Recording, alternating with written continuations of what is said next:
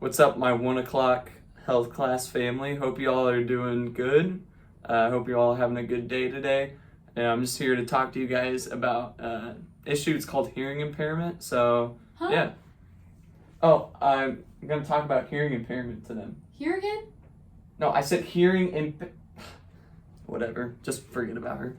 So y'all may be asking yourselves, like, what exactly even is hearing impairment? So hearing impairment is basically just like someone's diminished ability to hear sounds.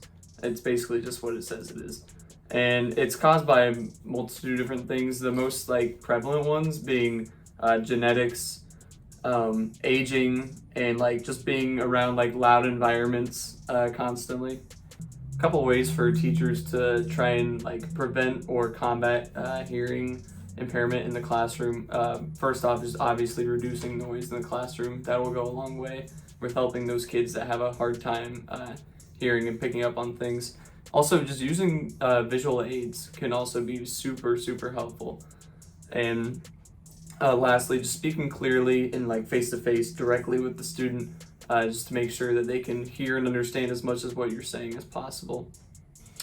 A couple signs of hearing impairment can include like difficulty following basic directions, as well as like unclear and slurred speech. And one that teachers probably don't really know is that students with hearing impairments can often like have trouble balancing, because hearing impairments can affect like your middle ear, which kind of controls like a bunch of like your body's balance, and it just basically makes it harder for you to balance. Alrighty, so what domains of health are affected with hearing impairment? Go ahead and you can either pause the video, turn and talk like 20 seconds-ish with someone around you, just talking about like what is affected with students that have a hearing impairment. So obviously in terms of physically, their hearing is obviously affected, duh, no brainer. And kind of like how I said earlier, their balance can also be affected. So those are probably like the two biggest physically.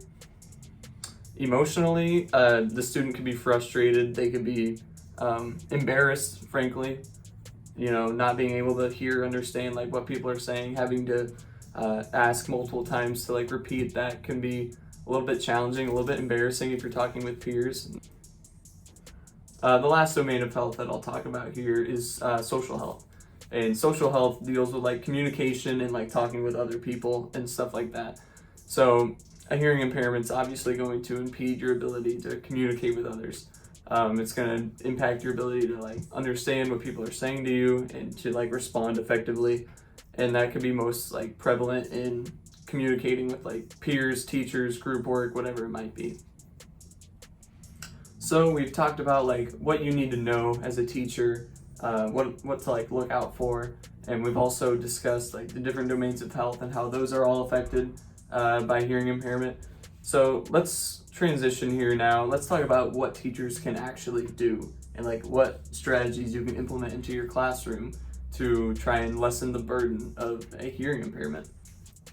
Some super basic strategies that teachers could use in your classroom would just be to seat that student as close to you as possible, use captions for videos if you're going to have videos, check for understanding with that student just to make sure like that student is effectively learning and on par with like all the other students, and encourage classmates to speak clearly and to take turns talking. And now, just as some like final closing remarks for you guys, some things to just take back with you and remember for your future classrooms. If you do happen to have a student with any sort of hearing impairment, just be sure to face that student when you're talking to them. Use visuals and pictures like in your class and lessons like as you can, and just be sure to encourage a supporting classroom and environment that makes them feel accepted and welcome in like every single way that they can be. So yeah, thank you guys for listening. I said hearing impairment. You can't laugh. And use visuals and pictures when and where you can, and just encourage why? So good.